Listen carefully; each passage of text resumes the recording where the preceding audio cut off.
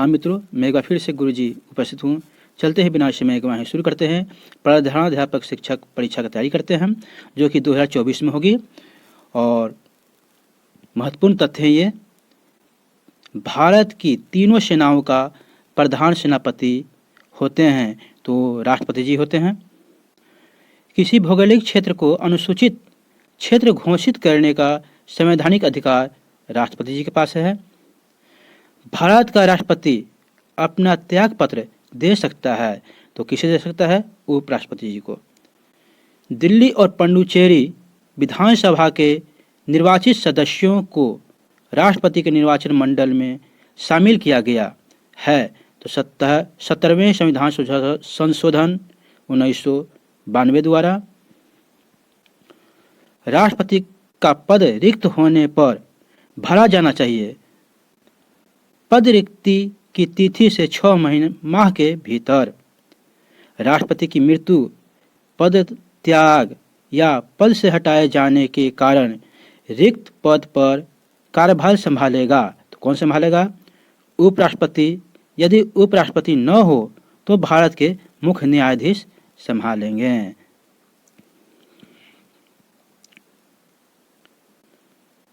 अब तक राष्ट्रपति का कार्यभार संभालने वाले देश के एकमात्र मुख्य न्यायाधीश हैं, मतलब कौन है? तो न्यायमूर्ति मोहम्मद हिदायतुल्लाह 20 जुलाई 1969 से 14 अगस्त 1969 तक। लोकसभा में धन विधेयक प्रस्तुत किया जा सकता है। कब? राष्ट्रपति के पूर्वानुमति के से पूर्व। राष्ट्रपति को प्रधानमंत्री से सूचना प्राप्त करने का अधिकार है तो संविधान के अनुच्छेद 78 के तहत।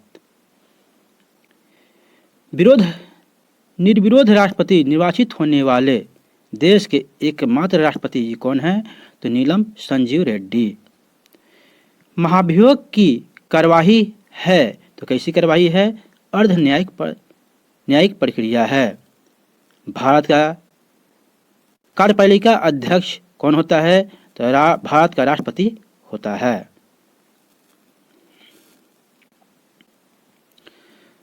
भारत सरकार का प्रथम विधि अधिकारी सलाहकार होता है तो महान्यायाधिपति न्यायवादी होता है। महान्यायवादी अपना पद धारण करता है राष्ट्रपति प्रसाद पर्यंत के द्वारा। संसद के किसी सदन का सदस्य न होते हुए भी सदन की कार्यवाही में भाग ले सकता है लेकिन मत नहीं दे सकता। कौन? तो महान्यायवादी। राज्य सरकार का प्रथम कानूनी सलाहकार होता है महाधिवक्ता एडवोकेट जनरल।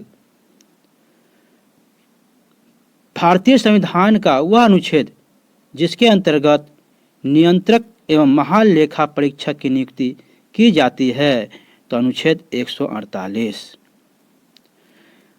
भारत के नियंत्रक एवं लेखा परीक्षक को पद से हटाया जा सकता है जिस रीति और आधारों पर उच्च न्यायालय के न्यायाधीश को हटाया जाता है संसद के दोनों सदनों के विशेष बहुमत से।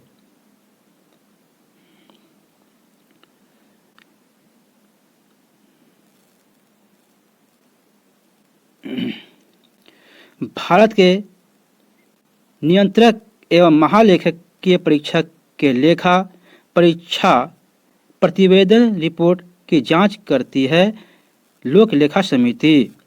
केंद्र सरकार के लेखांकन के कार्य से CAG को अलग किया गया वर्ष 1976 में।